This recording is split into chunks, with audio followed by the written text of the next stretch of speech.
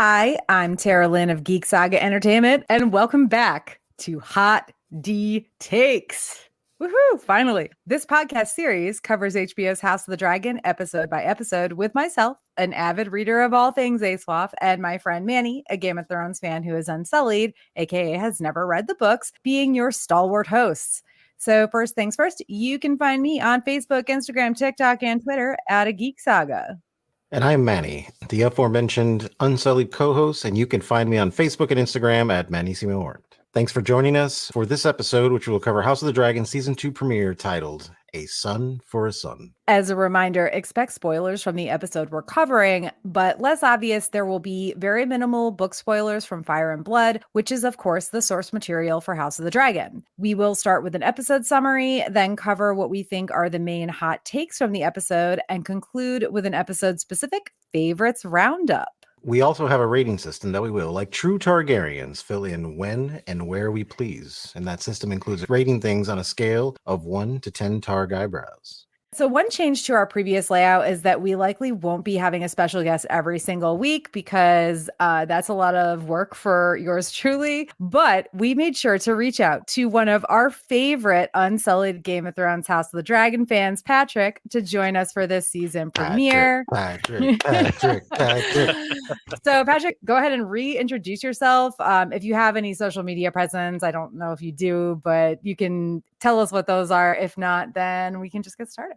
Hi, everyone. Yes, it's me, Patrick, yet again, back from, I don't know where. I was here along with Tara and Manny for the first and, I guess, last episodes for season 1. Part of the first episode and then the roundup for the whole season. I still have no social media to share with you because I'm a weirdo. But yeah, I'm here. I'm unsullied. I unfortunately do know how the war ends because Joffrey did spoil the end of the war in Game of Thrones. So I know who wins, but that's all I know. I don't remember it, so we're just gonna fly right past that. There you go. Well, we are super excited to have you back with us. Just one last piece of business before you dig in. Don't forget that Geek Saga Entertainment now has a Patreon with 10 tiers ranging from $1 a month to $40 a month. It offers tons of ways to support us and receive some great perks in return, including early access to these Hot D Takes podcast episodes. And also, if you're at the $5 or more a month tiers, you also get these uncut videos, which is really fun for the handful of people that might actually ever watch them. Uncut too? Oh, they're uncut. Uncut. I don't have time for that shit. Come on now. We got jobs. Right. We got bills to pay. I'm in trouble. Yeah. So check it out at patreon.com/geeksaga_entertainment. And now it's time for the long and short of it, our weekly episode summary. Do you want war? Because that's how you get war. Okay. Let's take a step back for a moment because listen, Aemond already caused some shit at the end of season 1. However, as A Son for a Son opens, it's clearly more about posturing for both the Greens and the Blacks. First, Jace is in the north so that Cregan Stark can give him a history lesson about the Night's Watch and promise to send 2,000 old dudes to fight for Rhaenyra's cause. But listen, they're Northerners, so they'll, of course, fight way harder than those Southern boys. Civil War. Shit. I wrote that and only just now realized. Anyway, okay. We have an election coming up. You better be careful. I have Botox, and this is as far as my eyebrow goes up, but it is raised. Oh, God. Okay. And hey, Daemon is also marching around trying to recruit Rhaenys and Meleys, that is, to help him take out that hoary old bitch Vhagar and her rider, of course. But Rhaenys refuses and has some sweet burns for him to boot. If only this turned Daemon off from his revenge plots. Corlys even makes a brief appearance, looking as bad, if not worse, than Rhaenyra does on her Storm's End vigil for any sign of Luke. Corlys, however, is a bit more eager than our queen appears to be when it comes to rejoining the fight. He wants his ship fixed like yesterday, but Alvin of Hull can't really promise anything because that ship is still in a pretty bad shape. Not as bad shape as Luke is in, though. Probably. Near finds on the beaches near Storm's End are his dragon's wing and Luke's cloak. Oof. Meanwhile, in King's Landing, they've erected some scorpions because apparently they're actually historically the best way to knock out a dragon out of the sky. And Game of Thrones only made them a big deal because everyone kind of forgot about them while there were no dragons. Side note, do they have like dragon specialists or something who know the difference between all the dragons from so far away? Because listen, Vhagar is one thing, and sure, the Windy Boy is easy to spot, but wouldn't it be hard to tell many of the others apart from that distance? Windy boy. Anyway, Windy boy. not Windy Windy boy. boy. See, I knew that. I could Everyone have, has yeah. missed that. I should have put the pronunciation in there. It's been a long time, y'all. It's been 2 years. Yeah. No, I was reading this. It even said in my head it's windy, but I still read it wrong. Anyway, we interrupt this editorial on whether or not specially trained dragon spotters exist to bring you this breaking news. Alicent and Sir Cole of House Slaw are an item. What a lovely pair of hypocrites they make, am I right? No surprise. However, it's not the time to unpack all of that because we have a small council meeting to get to. Leading up to and during it, Babygon is being, well, Babygon. He wants his oldest son at the small council meeting, despite Helena's protests. And while he later does seem to be doting on little Jaehaerys, he's also letting his kid bug the shit out of Tywin Lannister and rolling his eyes at the idea that they should maybe hold back a bit. But when Babygon actually sits on the throne to hear some petitions, it almost seems like he might be trying to, seriously, I can't believe I'm saying this, be decent? Granted, good old Otto is there to remind him that the sheep they've taken. But when someone stands up to speak for the Smiths and ask that they get paid ahead of time for their work, Babygon actually turns his granddad, his hand of the king, away with a withering look and gives the Smiths what they want. Damn it, Babygon. Stop not being the worst. We don't need this kind of development. Don't worry, though. We can always count on Larys Littlefooter to fill in when we need someone to be the worst. First, he barely even hides his annoyance with Alicent being indisposed, when he tried to visit her. Then we find out he's replaced all of her staff with his own people who he might trust, but LOL, of course, she can't. And for his final move, in this episode that is, Larry's corners Babygon to insist that he needs to carve his own path, and really, Larry's wonders, does Otto, who was Viserys' hand, belong on that path? Less I. Back in Dragonstone, Mysaria, aka the White Worm, has randomly returned, but she insists she wasn't really working for Otto and doesn't actually have any super secret intel to give Daemon, but Rhaenyra returns with Luke's cloak and calls for Aemon's head. And it seems that Mysaria had something Daemon could work with because next thing we know, he's crimes cloaking it up in King's Landing to hire blood and cheese. For real, though, Rhaenyra totally brushes off the fact that Corlys and Rhaenys have almost completed the blockade of King's Landing, and Jace's news about Lady Arryn and Cregan Stark joining the cause barely registers. But we sort of digress. While Aemon and Otto are plotting, and Babygon and his buddies are partying, Blood and Cheese are, well, not catching rats or killing Aemon, but kind of stumbling upon Helena and her children and deciding, hey, all Daemon really insists was on a son for a son, so let's just take one of these babies. And thus, with a point of Helena's finger, Babygon's son, Jaehaerys, dies. End scene. End scene. All right. Hot take number one. The opening in the North really just hooked me back to the Game of Thrones premiere, which I loved. I will say, though, the voiceover thing, not so much love. It did turn out that it was Cregan actually telling Jace the history of the North and the Night's Watch and the Wall, and not some sort of here's the text of a letter or history being read, which I was kind of worried it was at first, but I was still a little bit about that part. But I did really like just kind of the hearkening back to season one of not even just to season 1, episode 1 of Game of Thrones, where they open in the North and really even at the Wall. I don't know. I liked it. I'm here for it. Yeah, it definitely brought it back to the original Game of Thrones, which I thought was great because it was a reminder that, hey, this is for me anyway, it was a reminder of, hey, this is a spinoff of Game of Thrones, right? Because House of the Dragon is kind of in my life has kind of taken its own hold of me to where I just feel like it's something completely different because of how great Game of Thrones ended and everyone loved the ending to it so much. I feel like my brain has kind of like chopped it off and was just like, oh yeah, that was fine. So House of Dragon to me, even though it is a spinoff, it's just kind of been its own kind of like, proprietary thing where I'm just like, oh, okay, great. But when they brought Into the Wall, it reminded me of the things that I really enjoyed, about Game of Thrones. And one of them was the Wall, because I was always a big fan of the North. I was a big fan of the Starks. It was really awesome that they introduced that, because it kind of, I don't know, it brought it together for me. I enjoyed it. Yeah, definitely. I like that we're expanding the world a little bit Mhm. beyond King's Landing now. It's really cool to see the wall again. I loved the little tidbit that we got that allegedly when the dragons first came to the wall, they wouldn't go past it. That's kind of spooky. I think that's cool. I Mhm. wonder if they could somehow sense the horrible icy death that lurked beyond the wall. Well, yeah, and it's interesting too because in Game of Thrones, Daenerys' dragons seem to kind of just go. Yeah, that's true. Yeah, she did cross the wall. So I That wonder, and also the whole like back in the day, we used to hand out a bag of rocks, and whoever got the black rock was a son of the Starks who had to go to the wall. It's unnecessary history in a way, but I do like that they're expanding this era's world. Yeah. Obviously, we saw so much of Westeros and Essos, etc., in Game of Thrones, but we've seen, like you said, Manny, like not just King's Landing, but it's been like almost entirely King's Landing and Dragonstone with Mhm. like a little bit here and there of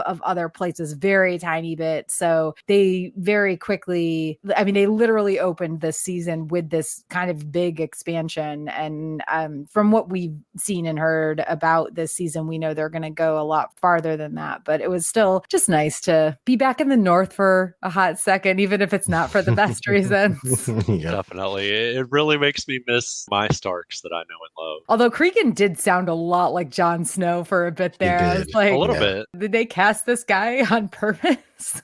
Like, I almost feel like I'm listening to fucking Kit Harington. Kind of what happened with the upkeep. Like I felt like when they were there at the wall, it just seemed a lot cleaner, Oh, a yeah. lot nicer. Like no one Oh, seemed as yeah. like grunged out as whatever, how many times has passed, 100 years or so or whatever. And it's like, oh, everybody was really kind of like, I think they were kind of like, they weren't really keeping up with it, but Yeah, they didn't have the numbers by Game of Thrones era to keep up with it. So yeah, it did look a lot cleaner, more built up, et cetera, et cetera. So yeah, Mhm. a nice Yeah. insight into that. I didn't think about that. I guess maybe all the castles along the wall are manned in this time period. No, not all of them, but more of them were. And Gotcha. yeah, not all of them by any means, but for sure more of them. And they were all the ones that were manned were better manned, most especially Castle Black. So Sure. Leading into our next hot take, Rhaenys is hot burns. So Rhaenys flies in. She's had a long day or week of patrolling the skies, keeping that blockade up. And Daemon thinks that he and his windy boy, along with Rhaenys and her dragon, can actually kill Vhagar? Question mark. And we get this line: while the mother grieves, the queen shirks her duties, which Yeah. is understandable, but a little rude. Mhm. Rhaenys replies she's not acted on the vengeful impulse that others, wagging my Targaryen eyebrow, may have. Your singular Targaryen. Singular. Daemon tries to give her an order, and she's like, "Would that you were the king!" And she walks off. Seriously, That was good. I was watching this and I'm like typing up the notes for this episode. Rainey says she's not acted on the vengeful impulse that others might have, and I'm just like, burn in my notes, literally burn, all caps. And then Mhm. Damon is like, fly with me. It is first of all, what is this fucking The Wizard of Oz? Yeah, Fly with exactly. me, fly with me. Mhm. It is a command. And she, yeah, would that you were king. Burn again. Like, damn, Rainey's. Again, hot burns, love her. Absolutely. And I was wondering if there was a little bit of subtext here that we were meant to pick up on, because part of the conversation was Daemon saying, we're going to kill Aemond. It's a son for a son. And there's a moment where she's talking about her son, Laenor, and how Mhm. she can relate to what Rhaenyra is doing, because she kind of was going through the same thing. It's different hearing about your kid's death and not being able to like see it for your own eyes. I guess that could be very torturous. And, eventually Daemon says something along the lines of, well, had you taken your shot, Luke would still be alive, because Rhaenys had that moment when she burst through the floor on her Mhm. dragon to basically wipe out the whole royal family right there. And she just gives them this look. And I wonder if in her head she's thinking, yeah, a son for a son. listen, like Damon has a point, obviously, but you were not on that particular episode, but obviously if Rhaenys had burned them all alive, we would not have a show. Nope. Right. So there's like that it is what it is sort of thing. But I also think that Rhaenys was still in that moment hoping that this isn't what Viserys would have wanted. This isn't what should be happening. So we're gonna try to not. I think she wanted to try, and then the Luke thing happened, and it's like, okay, fine. Like you can blame Rhaenys for Luke's death. You could also blame Rhaenyra for Luke's death, I guess, in a way, because she was like, yeah, sure, okay, kid, go ahead. You can blame Luke himself for his own death because he insisted on going out as this like young, very young kid to treat with these people at Storm's End, et cetera, et cetera. But I don't know. For me, I was just living for her standing up to Daemon. Like, I'm not fucking scared of you. And like, my dragon is tired. She needs to eat a fuck ton of animals Sheep. and sleep. And literally so do I. literally any animals and also sleep. Fuck off, dude. I Right. like that she stood up to him. Not that I would expect anything less of Rhaenys, honestly, but she also was just real fucking on point with her responses. Oh yeah. That's what I mean. I don't think she would have foreseen Luke dying the way he did. But Damon is complaining about his kid dying. She's like, well, Dude, in even her head- Aemon didn't see that. Right. Listen, need we bring back surprise Pikachu face? Yeah. I just think she has a hard time feeling bad for the loss of his son when Yeah. she still believes that he was responsible for the loss of her Oh, son. for sure. Absolutely. Yeah. My thoughts on it. Okay. So it's like while the mother grieves, the queen shirks her duties. Like that actually pissed me off because Mhm. it's like, dude, look, man, like any good, you can go out there and you can wreak vengeance, right? But what Rhaenyra is doing here, see, this is why with these two characters, with Rhaenyra and with Rhaes, right? It's like, look, just give her a minute. Things happen in your life where it's like, you know what? Just give me a fucking minute. That's honestly how I was able to kind of overcome some of the problematic stuff that has been kind of going on in my life was like that, right? It's like, oh no, you need to have an absolute reaction right now. And I'm like, no.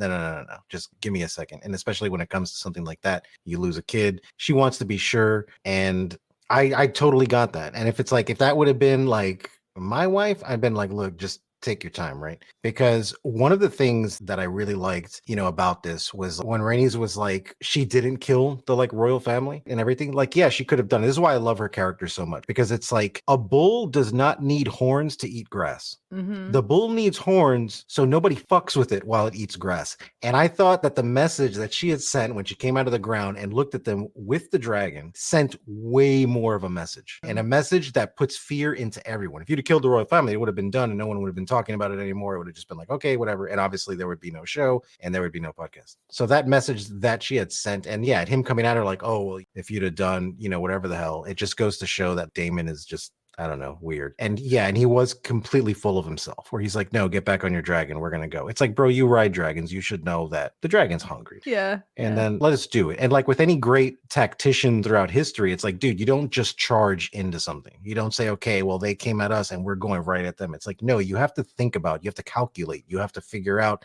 how you can do it, because you can spend 20,000 people trying to reclaim a throne, or you can spend 5,000 people doing it. Rhaenys really, I mean, not that she's ever like not been great, but she Yeah. in this scene, man, she fucking shone. And the writing, chef's kiss. Absolutely. The writing I can't wait to always see with more. these people. I can't wait to see more of her. We say the writing always with these people, but the next hot take. Oh man, Alice Law. All right, look, dude, this is what we're calling them. This is their name now. That's how we're shipping them. All right, dude, this is how it is. It's Alice Law, dude. I mean, as soon as I saw Alicent getting Yeah. fucking eaten out by somebody, I was like, oh, I knew it was him. I knew Of it course. was him. Yeah, same thing. I mean, I watched it. Absolutely was no like, way let me it was guess. anybody else. But like, No, look, yeah. no. also, I had this like, even though I knew it was him right then, whoa, they fucking went there with Sir Cole of House Law and Alicent.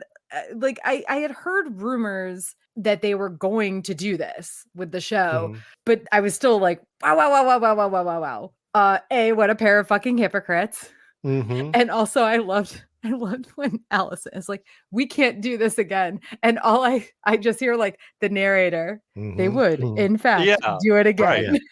They would, in fact, do it again. Many times. Many times. But also, what a fucking pair of hypocrites. Right. Yeah, absolutely. But I mean, come on. Yeah. Do we really expect anything else from these people at this point? I mean, come on. I'm also really torn because listen, Allison she got stuck with Viserys. As much as we love Viserys, our king, okay, old dude, when they first got together, and he deteriorated insanely quickly, and she was very, very young. And there's this part of me that's like, yes, get yours, but then there's this other part of me that's like, ooh, but maybe don't get yours with the guy you were pissed at your best friend for sleeping with. It's a lot of like, oh, you're a fucking hypocrite, but also I don't disagree with the fact that you deserve a little bit of pleasure in your life. Oh, Yeah. I don't know. I don't love Allison, but also That's the great part of this world, is the gray area that all these characters live in. I mean, yeah, Allison, it seems like a lot of the issues she has with Rhaenyra is that she's not, it seems like Allison gets kind of wrapped up in religiosity at some point around season 1, and that feeds her, I guess, worldview. So at first I thought, maybe it's only oral, right? So that's their maybe reasoning for it, is that makes it okay. oh my God, wait. Have you? Go ahead. I'm sorry, I'm not meaning to interrupt you, but No, go ahead. Manny, you know Garfunkel and Oates, right? Oh, yeah. Oh, The butt sex song. Yeah.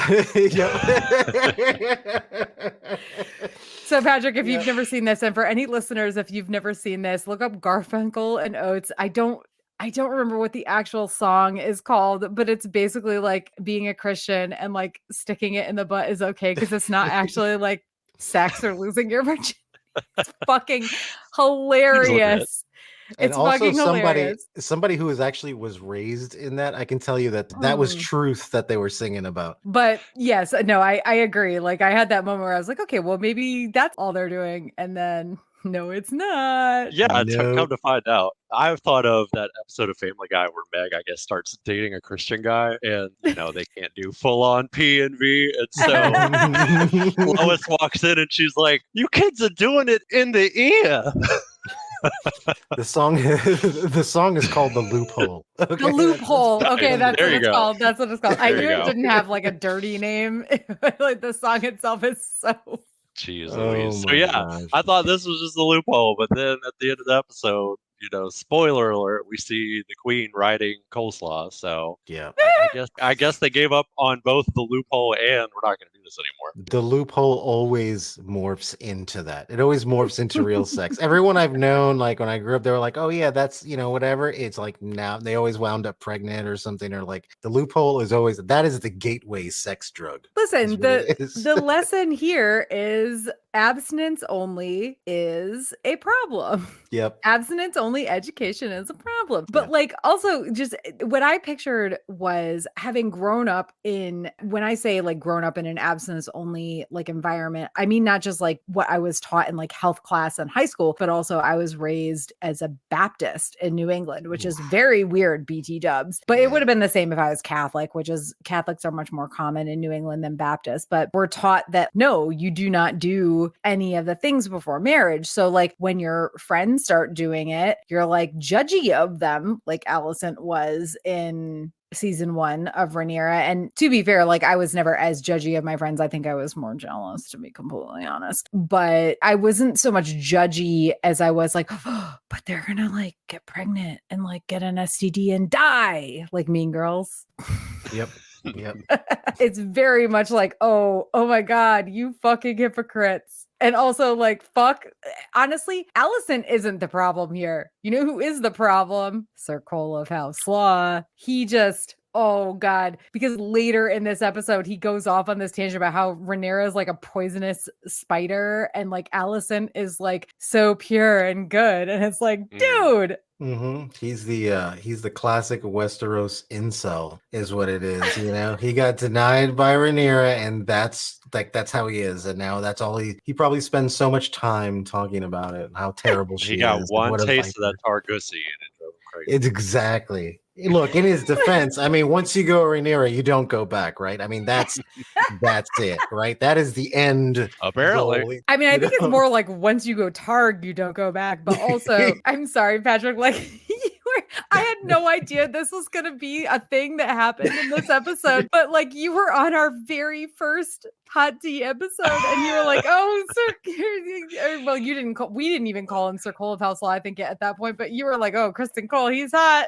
I had the goo eyes for him, yeah. I Yeah, mean, now I've learned. rightfully so, but like, it's like a hilarious, like 180, like, oh no.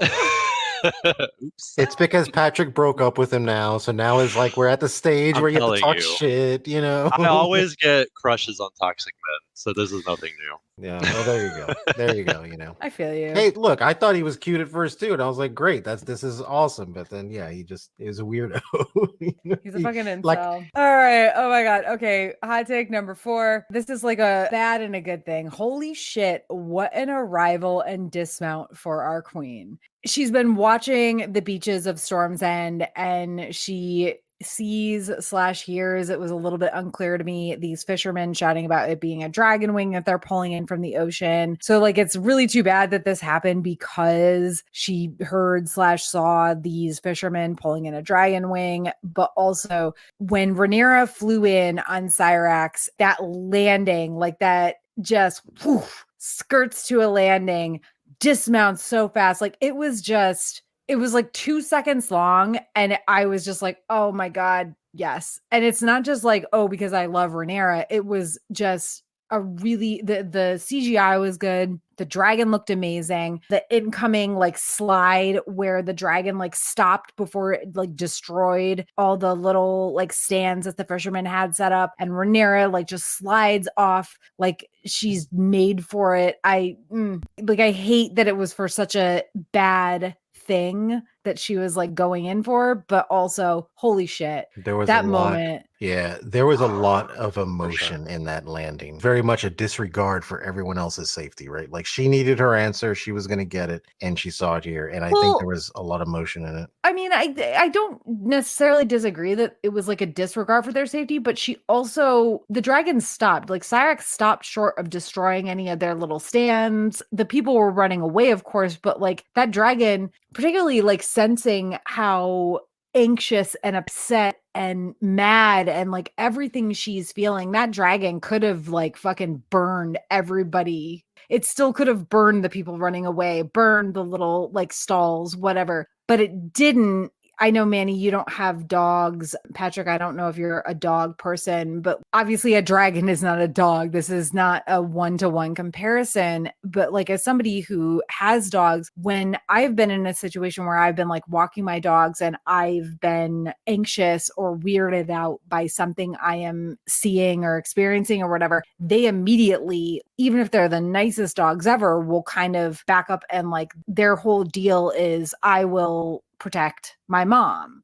right? And I feel like she had a lot of control over Syrax in this moment, like way more control than maybe she should have had, considering her like emotions surely being all over the place. And I just thought that the whole thing was just a really good, not only did it fucking look amazing, but it was just a really good scene of like Dragonlands stopped short of like destroying any actual physical aspects of the fisherman stalls, etc. Doesn't just set off fire and burn everybody because mom is freaking the fuck out. As far as that dragon knows, if it's feeling her feelings, which you assume it would be, then you would think that it would like set off a bout of fire and just burn anything it sees, but Syrax didn't. I really thought this was just such a great, it was such a brief fucking thing, and I just really loved the way they did it in every way, shape, or form. Yeah, it was awesome. I mean, it was great. The when I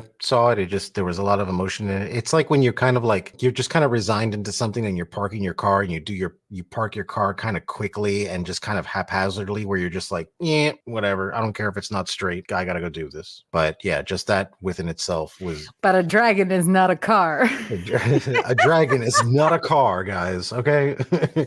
But no, it was awesome. And then when she goes up to the beach and all that stuff, it was emotional. It was good though. I was a little bit confused because by the previews, like we see there's like a pyre. So I assumed that there was a body found. Like we see Rhaenyra doing her vigil around Storm's End. We see that there's a pyre after the fact in the trailers. But it was really interesting to me that there wasn't a body. It was just like a cloak. And all I'm saying is, if there isn't a body, there's always a chance. There's always a chance. You're saying there's a chance. Yeah, I don't know. Yeah. Because, generally, and when they do the pyre for the dead body, unless I'm mistaken, it always seemed like they get the dragon to burn it. And this just didn't seem the case. They just lit something on fire and was like, oh, hey. And they were just tossing his old stuff in there, so also, like, I do want to say, do I think that Luke is probably dead? Yes, but in Fire and Blood it is left up to question. What interests me is that there's a lot of things in season 1 and even in this episode with Blood and Cheese that they clarify more than Fire and Blood did, which is why I feel a little bit like, really? Just a cloak about there not being a body. That's all I'm going to say about that. That's an interesting point. Yeah, I mean, I think maybe she was just, who knows how many days she'd been flying around looking for a sign of her son. Maybe at this point she was just exhausted and figured, well, an entire wing off of his dragon plus his cloak. That's good enough for me. He's probably dead for sure. at that point. Yeah, for sure. And the idea that he might be alive is like crazy. Because even if the dragon didn't get him, he probably would have drowned in the sea at this point. You know what I'm saying? Like, that was I may be misremembering, but I think when the moment of his death, we saw Vhagar chomp right through his body and his dragon's body. I don't know. I could be misremembering that. They showed in the preview, like from last season, they showed the chomp of Vhagar, but like then they still didn't have any part of, like, not even an arm as far as I could tell. Listen, I know this is to me it's interesting because they have confirmed or at least clarified some things from Fire and Blood in season 1 that were like, who set the fire at Harrenhal? We don't know. Well, guess what? We knew after season 1 that Laris Littlefooter didn't set the fire, but he like made sure it was set, etc. And even in the end of this episode, there's some stuff with Blood and Cheese that we'll get into in a bit. So there's that part of me that's like, ooh, they have like really like fleshed out some of these like vague things from Fire and Blood, and it's weird to me that they didn't have any part of a body. But hey, that's just me. That is a good point. Yeah, my understanding is that the book reads as like a kind of a history book, and yes, certain events are told from different perspectives. You never really know which part is the truth until we get to the show, which settles some questions. So it is interesting that they chose to leave this perhaps open-ended. In terms of what happens in this episode, in the book, there's like zero proof of anything. We just know that Vhagar knocks Luke and his dragon out of the sky. Obviously, it looked a lot worse than that at the end of season 1. I thought that we would have like a body, or at least a portion of a body, that was enough proof that he was actually gone. We did not get that. That is interesting to me. Anyway, moving on. Hot take number 5. Okay, before we move on to hot take number 5, hold up, guys. Let's put the brakes on for a minute. Pump the brakes. Thinking back at the preview when I saw it, so when Vhagar kills Luke and his dragon, I mean, Luke is going square into his mouth. Her mouth. Don't you dare misgender that dragon. I'm sorry. She is a strong, independent woman. Exactly. Okay, I'm sorry. No, she's a hoary old bitch. Hoary old bitch. So I'm sitting here talking, and then Vhagar comes and like chomps me down, and then we guys are going to be looking for my cloak in the ocean pretty soon. It just looked like he went square in her mouth, is what it looked like. The fact that there isn't a body, honestly, to me, I'm like, look, there probably isn't, because if she would have got him anywhere else, maybe. But from what it looked like and the way it came up, he just went clear down her throat, just and just swallowed him up. Yeah. There's not going to be a body. But then why does his cloak still exist? And you're absolutely right. The cloak wouldn't exist. She was like, ooh, this wing is too stringy for me. Yeah. The boy was good, but the wing, God, can't do it. That cloak like wraps around your uvula. Ooh, who wants that? My Vhagar is a little bougie bitch. Okay, that was it. Hot take number 5, guys. Okay, look, let's focus. I'll take number 5. Okay, look, guys, we hate to give Baby Gone credit for anything, but let's face facts. He was not being the worst in this episode. There's a few things here, and we're not excusing his crimes or anything like that. Yep. Is he just trying to get the support of the people, or is that just in his nature to just be like a decent person?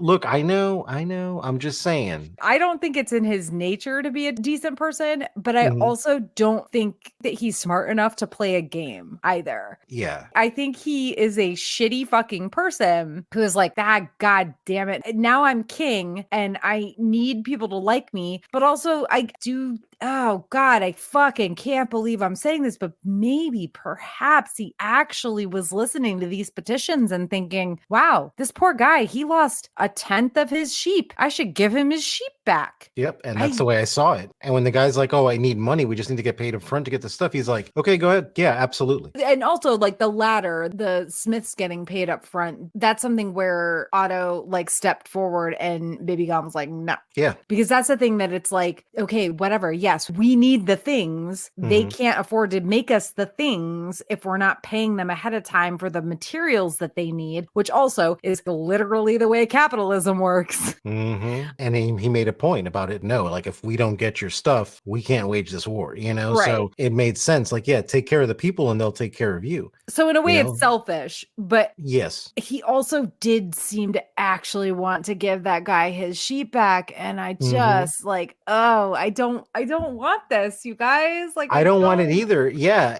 But it was how natural it came out of his mouth, where he was just like, okay, yeah, you should get your sheep back. Why did they take away your sheep? Like, what are you talking about? Those are your sheep. So yes, that was it was a very conflicting moment for me in that episode, because and then even when he's hanging out with his friends and his friends are talking to him like he's just normal, like, oh no, hey man, but you're the king, dude. You can do whatever you want. It put this like weird human side to him almost. Because when I think of like child king now, you know, when it comes to like Game of Thrones, I just think of Joffrey. So I'm like, well, oh, and here we also go. he was a fucking terrible person in season 1 of House of the He Dragon. was. Yeah, exactly. And that's where my brain was with it. He's just going to be, but you look at this and yeah, you reluctantly, you're like, you're ready to fight him on it. And you're like, oh yeah, cool. Give him. And like, also he's still a terrible person because we still know like he absolutely assaulted women and was like dealing with the child fighting pits and shit like that. But oh my God, like I don't want him to do anything good. When he's asking Helena. Wow, man. Helena, wow. I know. and that was like an easy name too. It wasn't even one of the weird ones, but the way he was with her, he wasn't like combative or anything. He was just like, hey, where is he?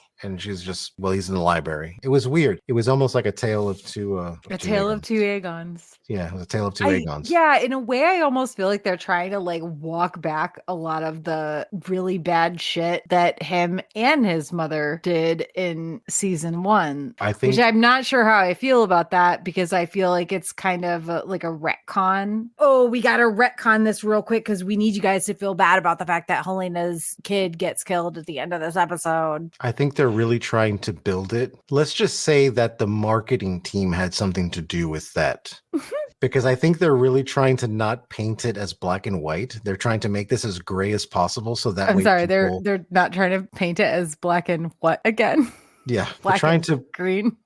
Black and green is what they're trying to like paint it as. Yes, you're absolutely right, and it certainly does seem like a tale of two Aegons. And I feel like you're right. They are retconning and they are pulling back, but I think I kind of see what they're doing here, where they're like, we want to kind of put everybody, totally do. Yeah, on like an even keel, to where that way we can get people on both sides. Because maybe everybody was team black and they're just like, well, no one's on team green. We got to kind of get things in their favor. Yeah, definitely. I was a little taken aback by the turn Aegon has taken between the seasons. He's a lot more chilled out now. I mean, he still is a drunk. We see that at least. But I think a lot of what was going on in that petition scene was about him and Otto, because it seems like there's kind of a recurring theme here where Aegon respects Otto as someone that has served 3 kings.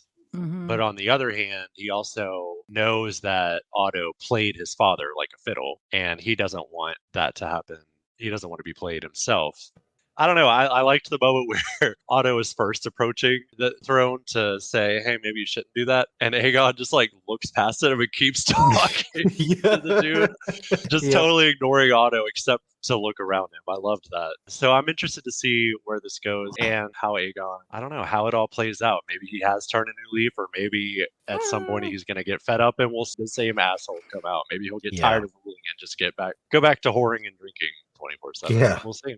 I don't want to even think about what's going to happen in the future, because I think that, from my part, because I think that what we're seeing now is absolutely, I still have to call it a retcon on the writer's part, but it was very obviously a retcon because we had to feel bad about what happened at the end of this episode. Obviously, anybody with like half a brain would feel bad about what happened at the end of this episode, period. We'll get into that in a bit, but it makes it a little more poignant when you see like, oh, Aegon actually seems to like his son and like want him around. And oh yeah, he's the future king, but he's also, granted, he's like letting his son fuck around with Tywin Lannister, and he's like clearly not ever going to discipline this child, and it's just going to turn into another baby gone, or well, probably just going to turn into another baby gone. But then we get the scene in the throne room where he really does seem to want, he's like, oh yeah, this guy's sheep are gone, give him back a sheep. Oh no, I can't. But then when the smith comes forward, iron is really expensive, we want to help the war effort, but we can't do this unless we're paid ahead of time. And Otto tries to like step forward, and baby gone is like, fuck you.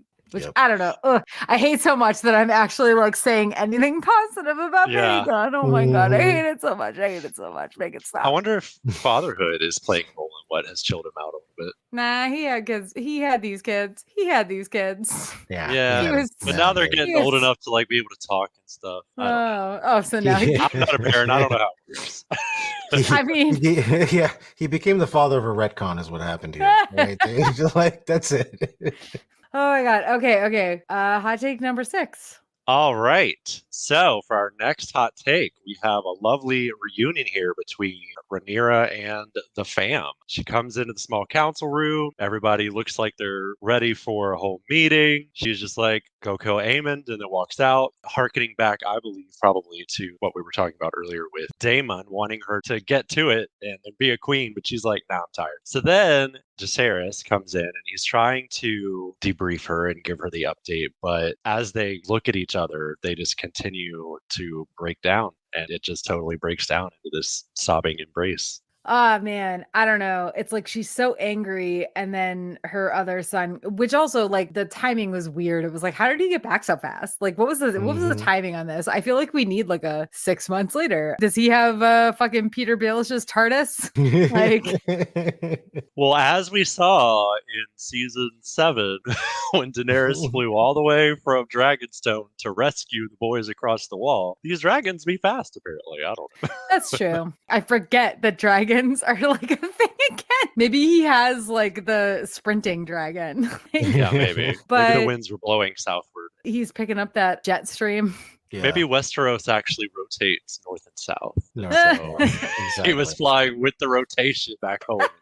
Faster. You can tell when he walks in, he doesn't really know how to approach her because he's all, your grace and not mother. He's trying to fill that role of, I guess, one of her lieutenants. But I really think that you're right. He was trying to fill a role, but he didn't need to fill that role, and she didn't need him to fill that role. What both of them needed was comfort, which I think says so much, because we wouldn't see that from Alicent and her children. There is definitely like a connection and a love between Rhaenyra and her children that I think is like not necessarily unprecedented in Westeros, but for sure in this story we don't see so much. Yeah, so this is one of those things to me. Like, I watched this and it's like a very human moment, because anytime you see anything that is like a human moment, it's always coming from a place of like anger. It's always like, oh yeah, no, I'm going to lose control. And when they lose control, how do they always lose control? Oh, I'm going to go burn something down, or I'm going to go fight these people, or I'm going to do this. Because, we saw that with, not with the anger part, but with Viserys, right? Because Viserys was very human. And I think that's what made him so likable adorable and so lovable. And we now see that with Rhaenyra now, because she walks in there. Her kid is,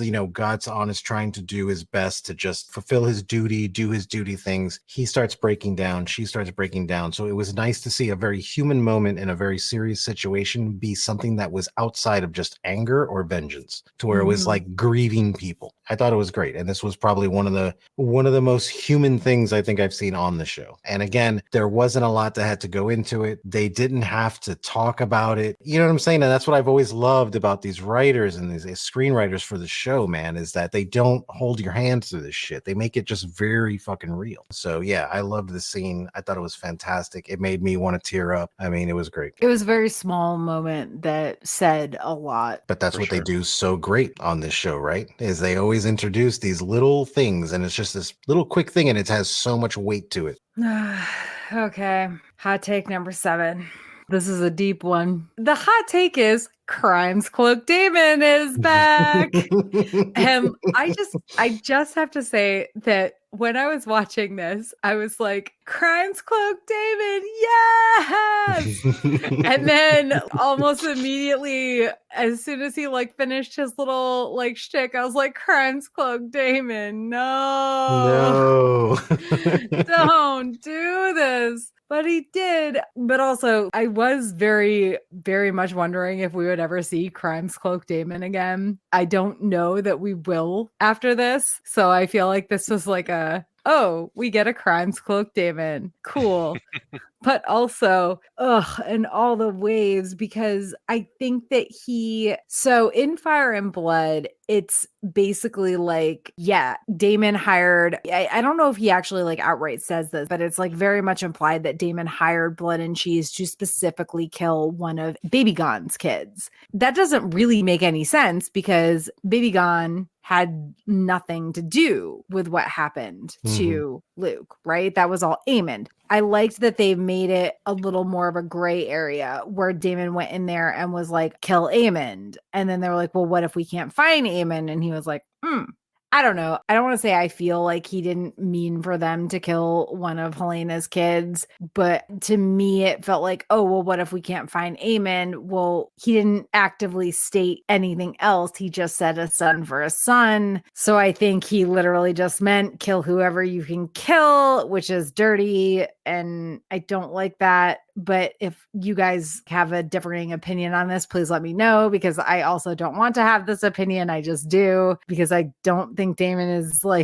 he looks real bad here. Let's be real. But I did like that they made it out to be that Damon specifically asked Blood and Cheese to kill Aemond, not as it's kind of written in the book that, oh yeah, well, obviously Damon sent these. Obviously Damon, we don't even know that Damon sent these guys, by the way. Oh yeah, obviously it was Damon, and obviously he sent these guys to kill one of Aegon's kids. And it's like, why? Why would he do that? None of this makes sense. So the way the show portrayed it made more sense. These two guys are clearly fucking idiots. Clearly fucking idiots. Oh my God. I don't know. Crimes Cloak Damon, yay. Everything else that happened after that, nay.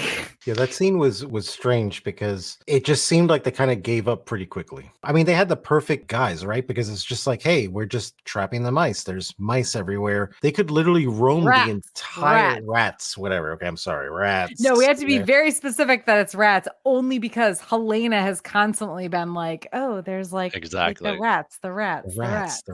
Okay, so they had the perfect disguise to just go anywhere in the castle. If you're chasing a mark, I mean, and it's easy because, this guy is completely unmistakable. He's got a scar, he's got silver hair, he's got a patch. Very, very easy here, and it just seems like they got up to the top and was like, hey, you know what? I'm tired. It's past my bedtime. So let's just go ahead and just murder this child instead. And I don't know if I got a weird vibe, right? When the girl was pointing at the baby and these do the other one because it was lying. And the guy looked at that girl for a while and then was like, no, he's telling the truth. Was there something to that? Yeah, Helena. It's because it's a simple name that I can't remember it. My brain won't allow me to mispronounce it because it's a very simple name. I don't know if there was something to that or whatever, but it was kind of weird. Yeah, it was overall kind of a strange scene. I agree. I thought when Damon handed dude the sack of money, that dude was going to go hire a couple more dudes to come help them. Because as they're going into the castle, I'm like, 2 dudes against Aemon? That clearly is not going to work. Aemon is considered to be one of the best sword masters in the realm. And also, I was like, what's up with the dog? Why is the dog here? Why are we kicking the dog? The dog proves they're rat catchers, but yes, why kick the dog? Okay, gotcha. Yeah, and then send it scurrying. Yeah, it didn't seem like a very thought through plan to me. And as an Unsullied, I haven't read the books or anything, but I do hang out on the interwebs talking about this world with various fans. And I knew that there was something called Blood and Cheese. So my question is this that? It was just killing one baby? Okay. In my head, I was expecting not something Red Wedding level, but certainly bigger than just one kid. But I guess it was an important kid, so... So, I didn't realize that there was like a level of how many kids you wanted to see killed. I don't really like kids, so I'm like, it was one kid and he was annoying anyway, so why do we care? But so we're so sorry you were disappointed on the level of child murder. I was. I needed more. Yeah, I know, clearly. More. There's 8 more episodes to go, maybe 9. Well, let's see what happens, all right? I will say this too, though. It's not just about the one child that was killed. It's about the fact that they made Helena choose. That's true. Poor Helena. You never really know what kind of level she's operating on. And so it's interesting to see the choices that the actress makes. How does someone on Helena's wavelength deal with a situation like this? It was really cool to see all that play out on her face. I always love her little mini prophecies. At the beginning, she's like, I'm not scared of dragons, I'm scared of the rats. That just instantly in one episode. The episode was a lot of build up to this one thing that is obviously very awful. And then also poor Helena just takes her other kid and runs, bursts into her mom's room, and Allison is just topping fucking circle. Alice Law is happening in real time. Straight people must be stopped. I don't fucking disagree. Yeah, we have to watch this during Pride Month. What's going on? But yeah, I that's another thing where I'm talking about. It's interesting seeing Helena's reaction to things. I feel like any other mother in this world, we would have seen beating, bashing, clawing, anything to save this one child that's getting its head sawn off. But she's like, no, I'm just going to take this other one and run away. Well, she's to be smart. fair, it's not like she can stop them. Yeah, exactly. And so she at least gets out and saves her other kid. But repercussions, I'm sure. Oh my God. Sure. All right. I don't want to end this on such a dark note. So let's go into our favorites roundup. Don't pick babies getting killed, Patrick. He was annoying. It's my new favorite. We already talked about a little bit about the fact that dragons refuse to cross the wall into the north. And all I wanted to say, and I feel like I need to make this into a meme, is remember when dragons refused to cross the wall into the north? Cregan Stark remembers. And yes, this is a Family Guy Pepperidge Farm remembers joke. Because I was like, wait, didn't Daenerys' dragons just... we don't care. Went right over it. Yeah. Don't care. Yeah. Yeah. Yeah. Anyway, also I wanted to say that Massaria is back, and this isn't a favorite overall necessarily, but Massaria comes back and Damon's all big mad that she was helping Otto with Baby Gone, blah, blah, blah. But it was interesting to me that Eric was defending Massaria, and to Damon of all people, you'd think that Eric would be, I don't know, more hesitant about essentially disagreeing with Damon, especially, but he's not. He really pushes the issue. I really liked that scene, not because I necessarily think Massaria needs to be defended, but I thought that was a really interesting conversation where Damon has this thing with Massaria. He walks out of the room. He's put her her in the cells. She's a traitor to the crown. And Eric is like, yeah, but. And Damon's like, oh, well, you and your brother, blah, blah, blah. And Eric is like, yeah, but. I think it was just I don't know that I necessarily understood why they put that conversation in this episode yet. I think I will very soon, most likely, but I liked it. Seems like Damon wants to blame everybody for what happened. Yes. I think for some of this episode, it kind of threw me off my guard because it was like Baby Gone being semi-decent and then Baby getting murdered, you know, when it should have been Aegon, you know, like that was kind of weird. So I would probably say like my favorite things on it really had to do anything with like Rhaenyra, the way she came back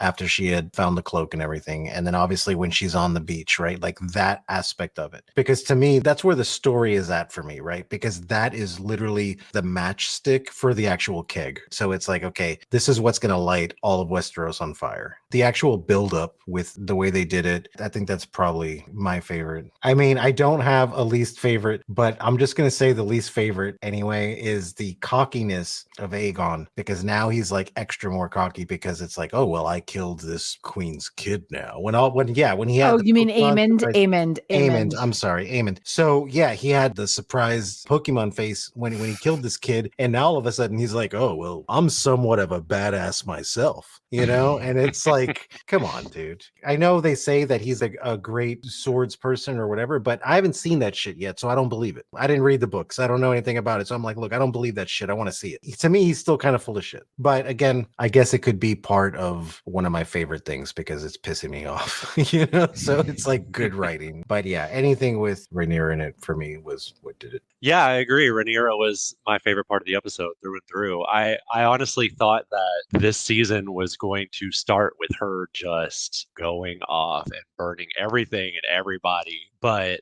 I was surprised. I love that she's really just taken a moment here to grieve her son before she can even think about planning a war. And yeah, her return was my favorite part. I always love seeing the map room, the big table, and how it's just beautifully lit up. And so yeah, her reunion with her family and especially with Jacaerys, very, very touching, very emotional. I love her. Can't wait to see what she does next. Yep. Hopefully it's fucks some shit up.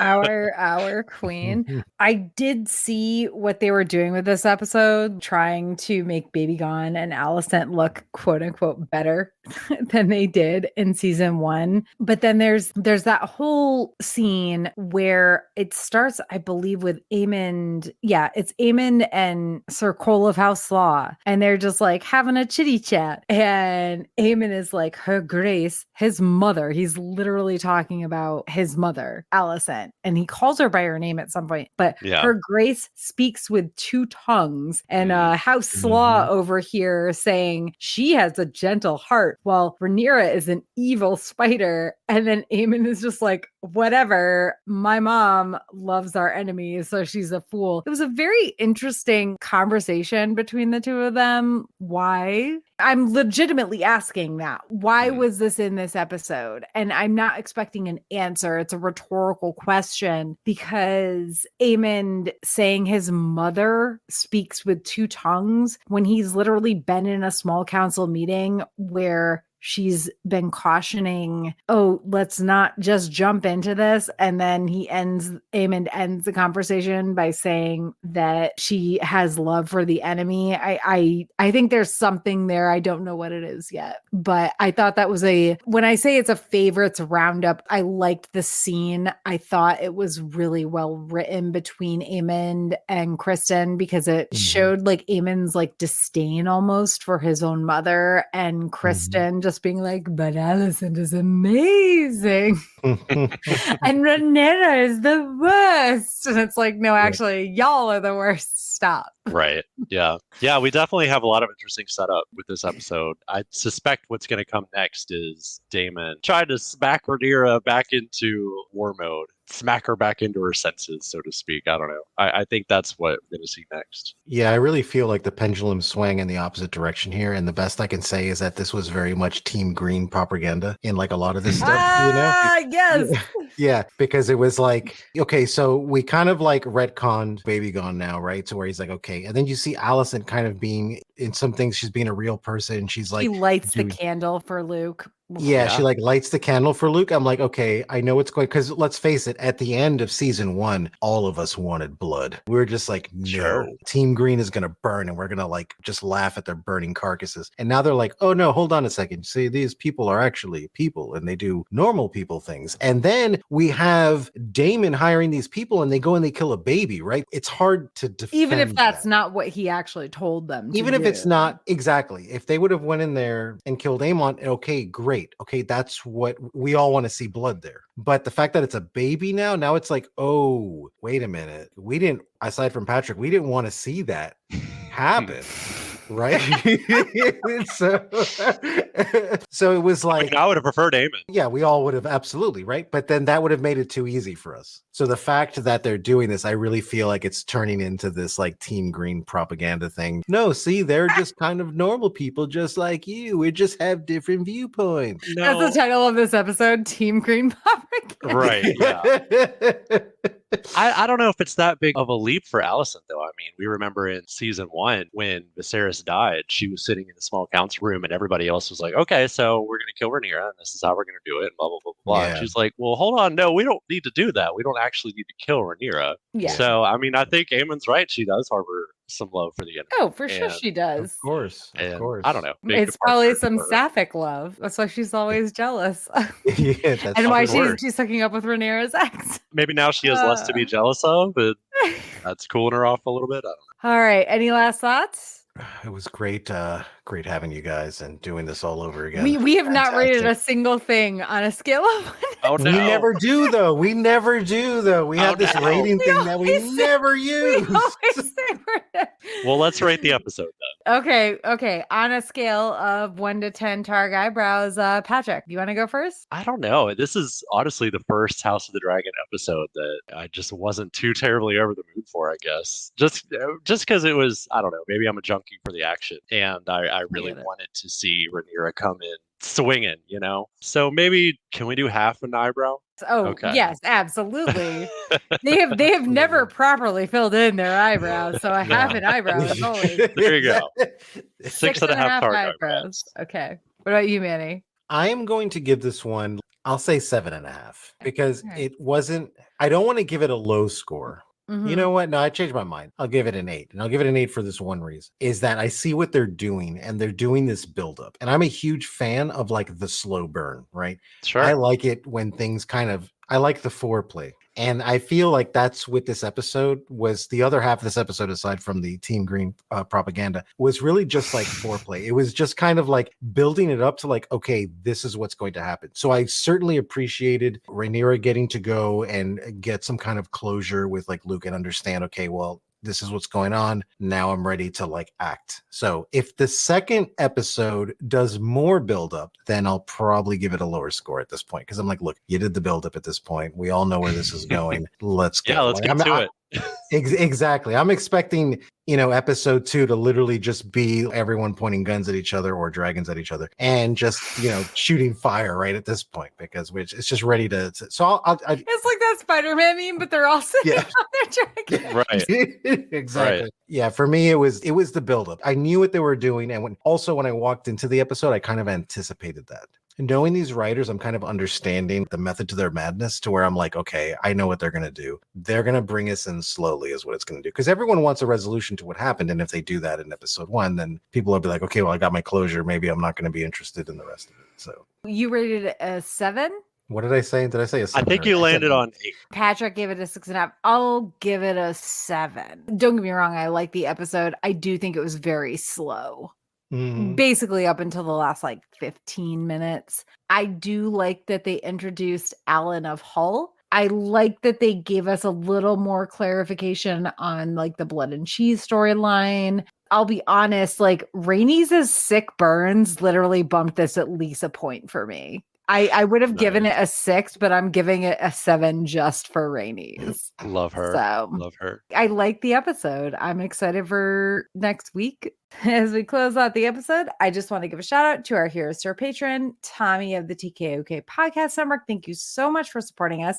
Thank you to Patrick. Thank you. And to our listeners for joining us for Hot Tea Takes. Manny and I will be back next week to cover season 2, episode 2, which apparently doesn't have a name yet. I was literally Googling it right before we recorded this. I looked everywhere. They have not named it yet, which honestly both weirds me out and worries me, but it doesn't have a name yet. So I will say maybe that it would be too spoilery. Yeah, that's thinking, that's what I'm thinking. Albeit we will be doing our recording a little later than usual because I'll be out of town and we cannot record until Tuesday of next week. So it will come out a couple days later than normal. For the most current news and updates about this series, make sure to follow me at a Geek Saga on Facebook, Instagram, Threads, and or Twitter. But also please consider backing our Patreon at patreon.com/geeksaga_entertainment. You get early access to our podcast episodes once they're edited, and you also get like almost immediate access to the video recordings unedited of all of our nonsense. And boy, is there nonsense. Well, to be fair, like these episodes very rarely actually have as much nonsense as like our other it's true. as our other podcasts. Oh man. Well, yeah, that's a whole different story. Thank you for listening to the Geek Saga podcast. If you like what you heard, please check out other Geek Saga entertainment endeavors, including the Sagas and Sass webcast and podcast and Ice and Fire Con.